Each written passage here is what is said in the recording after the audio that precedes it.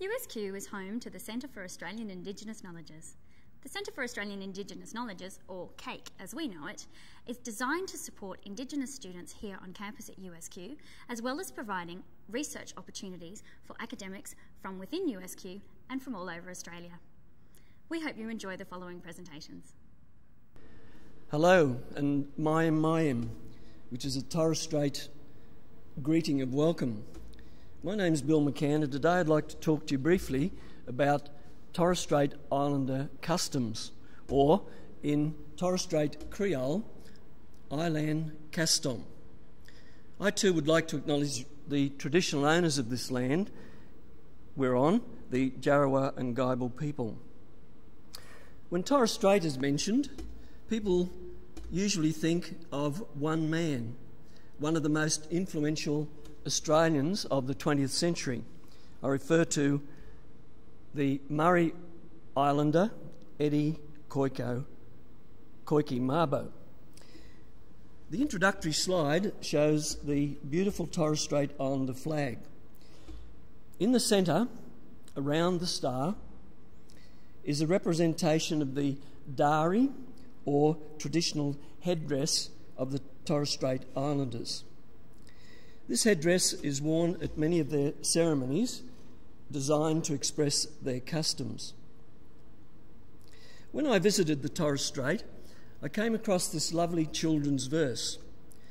"Pussycat, pussycat, where have you been? I've been to the Torres Strait, where the land is so green. Pussycat, pussycat, what did you there? It was a dari I wanted to wear."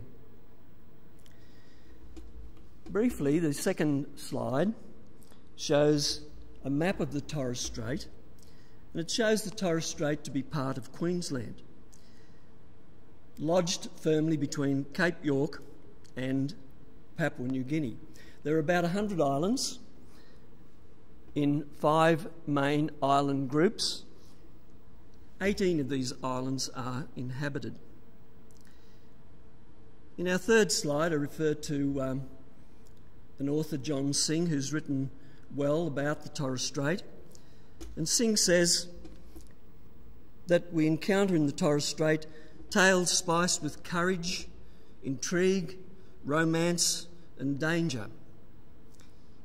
He goes on, once the legendary scene of headhunting warriors and pearling adventures, it has stood at the crossroads of many cultures for centuries past. Our fourth slide deals briefly with a couple of historical aspects about customs of the Torres Strait, customs which have developed by the fact that traditionally the people were inward-looking and also associated with the development of ritual. 2 so-called hero cults of note in the Torres Strait are the Quomiam of the west and the Bomai Malu of the eastern strait. Both of these had profound influences on the cultural life and the customs of the people of the strait. In our next slide, we note the definition of island custom put forward by a writer, Lindsay Wilson. Island custom, he says, includes the influence of kinship, which dominates the relationship of islanders with each other and defines their ties to their ancestral homelands. He goes on to discuss the Creole word custom as covering a blending of cultural traits and practices that form the basis of islander social organisation. Our next slide briefly touches on the fact that though there are many similarities amongst the customs of the Torres Strait Islander people, there are also many differences. So we speak not of one culture, but of many Torres Strait Islander cultures. It's interesting to note that many of the cultural practices or customs have changed over time, some being discarded and new ones being introduced. If we use the instance of dance customs, we see that in recent decades, Torres Strait Islanders enjoy the tennis dance, the aeroplane dance, and the lugger dance.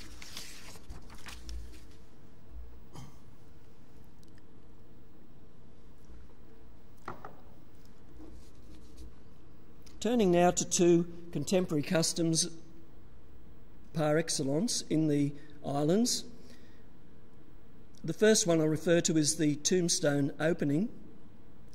The tombstone opening is an elaborate celebration of a deceased relative, involving an expensive inscribed tombstone which is opened or unveiled, a time marking the end of the period of mourning. Often years elapse until the tombstone opening, giving time for grief to abate, and also so there would be nothing unseemly about the dancing and festivities which followed. The tombstone is covered with layers of beautiful cloth, a ribbon is cut at the official opening, and gifts are distributed. This beautiful ceremony or custom, tombstone opening, is unique to the Torres Strait and has developed from earlier burial or funereal practices. Perhaps the second most important custom of contemporary times in the islands is the coming of the light.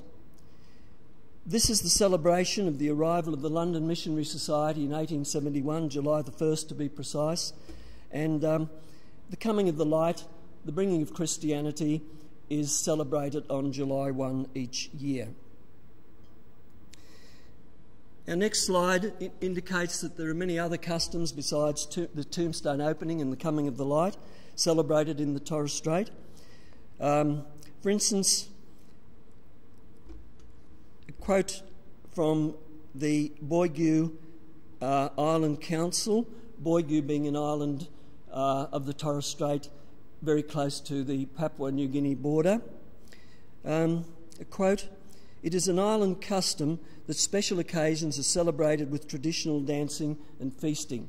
We might also add singing. Within the cultural centre, an attempt is made to preserve the cultures and the customs of the Torres Strait. There are themed displays including the dari or headdress, mapping of the seabeds, the universe of Tagai, referring to navigation by the stars, and migration in the islands. To conclude, I'll mention that customs in the Torres Strait are often manifested in subtle nuances that elude non-islanders. For example, the manner in which kinship imposes a form of accountability through the generations.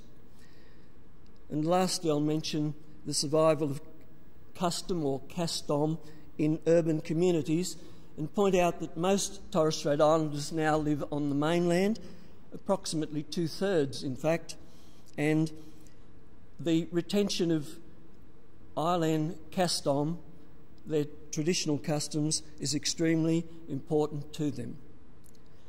Eso, which in the Torres Strait Creole means thank you. Thank you for listening.